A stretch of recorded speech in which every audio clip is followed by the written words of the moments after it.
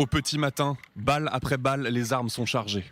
Des munitions de gros calibre, preuve de la menace qui pèse sur l'ambassade américaine à Bagdad. 750 soldats américains embarquent ici depuis le Koweït, cap sur l'Irak.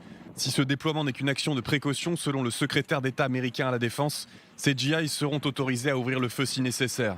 Mais le président Trump préfère ne pas penser à cette hypothèse. Je pense que nous gérons très bien la situation. Les Marines vont arriver. Des grands guerriers qui font un travail fantastique. Dès qu'on a appris la nouvelle à propos de l'attaque, ils ont embarqué quasi immédiatement. Nous ne revivrons pas un deuxième Benghazi.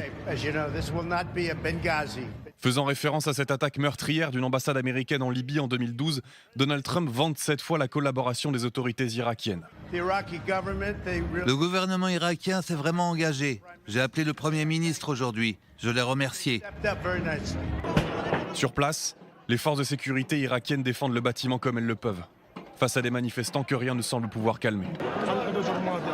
Nous sommes venus pour exprimer notre colère contre ces frappes aériennes américaines qui ont fait 25 martyrs. Ce que nous cherchons, c'est la vengeance. L'Irak, nouveau champ de bataille des États-Unis et de l'Iran.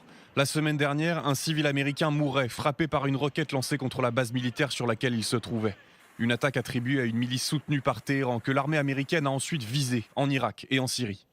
L'Iran sera tenu entièrement responsable des vies perdues ou des dommages occasionnés à chacune de nos infrastructures. Ils paieront le prix fort. Il ne s'agit pas d'un avertissement, il s'agit d'une menace. Bonne année. L'escalade pourrait d'ailleurs continuer en 2020, le Pentagone prévoyant d'envoyer 4000 soldats supplémentaires dans la région.